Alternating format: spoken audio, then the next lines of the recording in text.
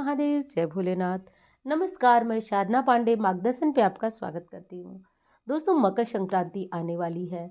मकर संक्रांति का दान पुण्य महापुण्य कहा जाता है कि व्यक्ति अगर समस्याओं से या परेशानियों से घिरा है तो ये बहुत अच्छा दिन है कि हम मकर संक्रांति पे कुछ विशेष कार्य करके अपने पुण्यों को जागृत करें।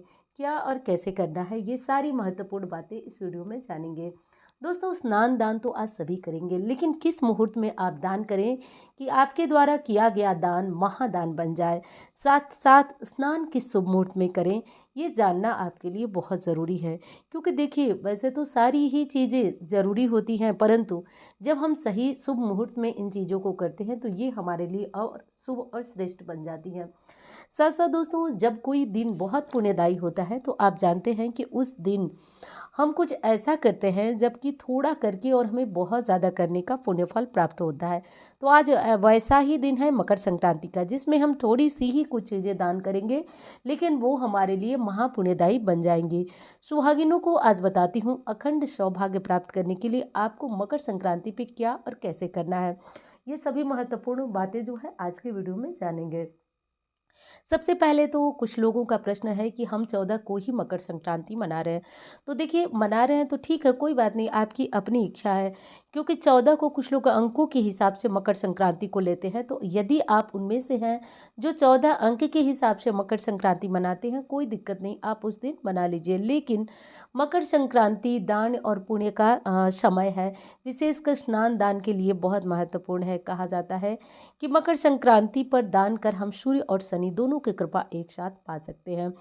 और जैसा कि जानते हैं, सूर्य जब धनु से निकलकर मकर में प्रवेश करते हैं तो ही हम इस पर्व को मनाते हैं। और ऐसा हो रहा है 15 तारीख को, इसलिए ज़रूरी है कि हम 15 को इन नियमों का पालन ज़रूर करें। तो 15 तारीख को जो है मकर संक्रांति है, और 15 तारीख को मकर संक्रांति के दिन आप लोग सुबह जल्दी जगिएगा। ये पहला मूल मंत्र है जो कि जान लेना है। और कोशिश करिएगा, विशेषकर मैं महिलाओं से बात कर रही हूँ, कि आज जो है परिवार में सबको थोड़ा जल्दी जगाइएगा। हाँ, कोई ऐसा हो जो गुस्सा करे, नाराज़ हो, तो त्यौहार के दिन क्लेश नहीं होना चाहिए। यदि कोई जल्दी जगने पे गुस्सा करता है तो बिल्कुल आप उसे मत जगाइए। लेकिन यही कहना चाहूँगी कि यदि सब कुछ ठीक है और वो आपका कहना मान सकते हैं तो आज पूरे परिवार को जल्दी जगाइए। कैसे कि देखिए, आप रोज़ जगते हैं, नहीं जगते हैं, लेकिन आज जो है आपको कम से कम सूर्य के उगने की प्रतीक्षा ज़रूर करना है। तो पहला ये मूल मंत्र है जो आपको ज़रूर जानना है। जानती हूँ बहुत सर्दियाँ हैं, दो राय नहीं है, लेकिन ये मौका ऐसा आता है कि हमें सब कामों पे विजय प्राप्त करके और आज जो है सूर्य का इंतज़ार हमें ज़रूर करना है। पहले ये चीज़ जान लीजिए। अब कब आप स्नान करें जो सर्वश्रेष्ठ हो, तो देखिए, जो लोग नदियों में जाकर स्नान करें वो तो जब पहुँचे तो करें, क्योंकि पूरे दिन जो है आप कर सकते हैं। लेकिन नदी पास है या फिर व्यवस्था से जा रहे हैं कि आप पूरे पुण्य का लाभ लेंगे, तो आप जो है अंधेरे अंधेरे सूर्य उदय न हुए हों तो ही आप स्नान कर लीजिए। पहली चीज़ ये समझ लीजिए कि ज़रूरी है कि आप जो है सूर्य उदय न हुए हों तो ही आप स्नान कर लें, ये ध्यान रखें। यदि घरों में आप स्नान कर रहे हैं तो आज जो है वो बाल्टी में गंगा जल मिलाएं, तिल का उपटन लगाएं। नहीं लगा पाते हैं तो बाल्टी में थोड़ा सा गंगा जल, थोड़ा तिल डालिए और भगवान का नाम लेते हुए हर हर महादेव, हर हर गंगे बोलते हुए आपको आज स्नान कर लेना है। स्नान कर लीजिएगा। स्नान के बाद दोस्तों आप जो है, अब दूसरी चीज़ आपको बता देती हूँ कि स्नान तो आप कर लिए। अब जो लोग स्नान नहीं कर सकते, जैसे बहुत बुजुर्ग हैं और बहुत सालों से बिस्तर पे पड़े हुए हैं, तो आज उनका भी शरीर जो है वो पोंछ दीजिएगा। पोंछ कर उनको साफ सुथरे या नए वस्त्र हैं तो ज़रूर पहना दीजिएगा। जो लोग जनेऊधारी हैं, आज अपना जनेऊ ज़रूर बदल लेंगे। बाजार से नया जनेऊ ला के रखिए, थोड़ा सा उसमें हल्दी लगा लीजिए। आज के दिन आप अपने जनेऊ को धरती माता से स्पर्श करा के ज़रूर बदलें। तो ये काम हमें ज़रूर कर लेना है यदि घर में कोई जनेऊधारी है तो। और यदि बच्चे हैं, बड़े हैं, तो कोशिश करिए कि आज एक एक जो है वो नया वस्त्र सबके लिए यदि संभव हो तो आप ज़रूर लाएं। नहीं संभव हो तो जो भी कपड़ा है उसको साफ़ सुथरा करके, और आज जो है स्नान के बाद पूरे साफ़ सुथरे कपड़े आप बच्चों से लेकर बड़े तक को पहनाइए। ये चीज़ आपको ध्यान ज़रूर रखना है। उसके बाद आप जो है सबसे पहला काम करेंगे कि आप जो है वो जो अनाज आप निकाल के गए हैं, ध्यान रखिएगा, स्नान के बाद जो है दान की सामग्रियाँ सारी नहीं छूना है। आपको एक अमाउंट में जितना आपको दान करना है उतना सामग्री आपको निकाल कर एक थाली में रख लेना है और नहा कर आकर तुरंत जो है आपको दान करना है।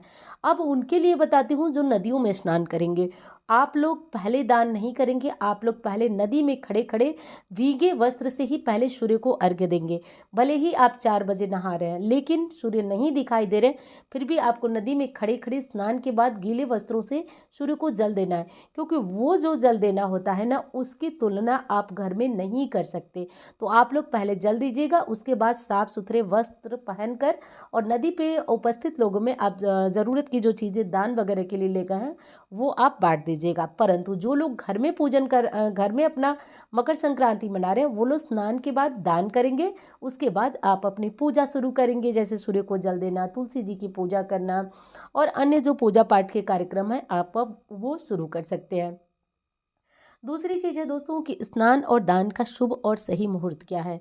दोस्तों एक और जानकारी देना चाहती हूँ आपको कि मैं 14 जनवरी रविवार को 8:30 बजे आपके साथ लाइव जुड़ने वाली हूँ। तो विशेष महत्वपूर्ण बातें बताने वाली हूँ, आपको करने वाली हूँ, तो ज़रूर आपको समय हो तो ज़रूर आइएगा। 14 जनवरी को रात 8:30 बजे हम जुड़ करके कुछ विशेष बातों पे चर्चा करेंगे, क्योंकि ये सभी तो नियम हो गए। अब हम कुछ महत्वपूर्ण बातें करेंगे जो कि लाइव में आपके साथ ज़रूर ये बातें महत्वपूर्ण और पूरे विश्वास से कहती हूँ आपको बातें ज़रूर पसंद आएंगी। तो मैं बात कर रही थी कि ये इस तरह से करके जो है आप स्नान कर लीजिएगा। अब चलिए दूसरी चीज़ जान लेते हैं कि दान का पुण्यकाल सही समय कौन सा है। तो स्नान का तो मैंने बता दिया कि अंधेरे में कर लीजिएगा, लगभग जैसे कि अगर इस समय की बात करूं तो लगभग 6 सवा 6 तक कर लीजिएगा। अगर कोई बच्चा बुजुर्ग हैं तो देखिए उन लोगों को तो पूरे दिन ही कोई दोष नहीं लगेगा, लेकिन फिर भी पुण्य प्राप्ति चाहते हैं तो आप 6:30 बजे तक स्नान करा दीजिएगा। 15 जनवरी को पुण्यकाल का समय सुबह 7:15 से शाम को 5:44 तक हैगा। अब इस मुहूर्त में आप पूरे दिन दान पुण्य कर सकते हैं, बेहद शुभ मुहूर्त है। लेकिन उसमें भी पूछा जाए कि महापुण्य काल का समय कौन सा है, तो वो 7:15 से सुबह 9 बजे तक रहेगा। तो इस काल में जो है आप थोड़ी बहुत चीज़ें जो है वो आप नहाने के बाद छू कर रख लें, क्योंकि सारी चीज़ें आप नहीं कर पाएंगे। लेकिन कोई बड़ी चीज़ जैसे कि 14 चीज़ों का मकर संक्रांति में दान होता है। 14 की संख्या बहुत महत्वपूर्ण होती है। तो जैसे 14 चीज़ों में आप दान कर सकते हैं, कोई भी बर्तन दान कर सकते हैं। 14 कंबल आजकल जो है वो मतलब सर्दियों में हर जो है मॉल वगैरह में आप लोगों को विंटर कपड़ों पे छूट मिल रही है, तो आप लोग वो भी जाके ले सकते हैं। 14 कोई स्वेटर ले सकते हैं, 14 कंबल ले सकते हैं। इसलिए बता रही हूँ कंबल या स्वेटर कि देखिए सभी चीज़ें दान की जाती है, लेकिन ठंड में विशेषकर मकर संक्रांति पे ऊनी वस्त्र दान करने का अपना अलग ही प्रभाव और महत्व होता है।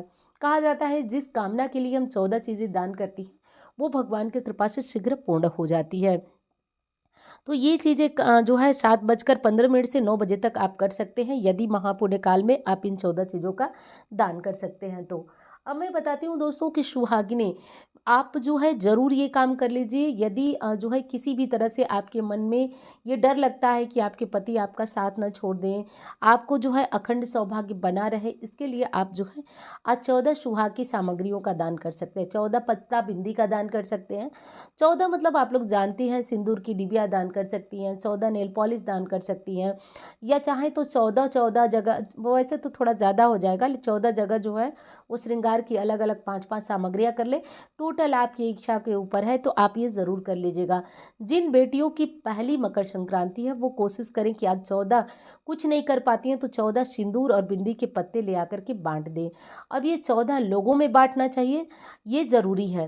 तो 14 लोगों में जैसे कि आप अपनी ननद को भी दे सकती हैं या फिर अपनी भांजी को दे सकती हैं। इस तरह की चीज़ें जो है इन लोगों में बटे तो ये और ज़्यादा पुण्य देने वाली है। तो ये सारे काम हमें ज़रूर कर लेना है।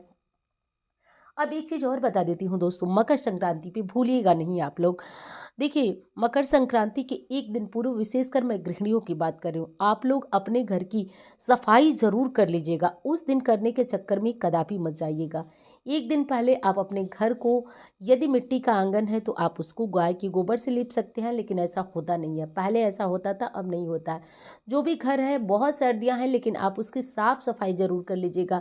मकर संक्रांति के एक दिन पूर्व हमें अपने घर को धो लेना चाहिए, और धो करके और तब जा कर के अगली सुबह हम मकर संक्रांति मनाते हैं, क्योंकि जो है ये काम करना हमारे लिए ज़रूरी है। हम अपनी परंपराओं को जीवित रखना चाहते हैं तो ये सभी नियम ज़रूर मानना चाहिए।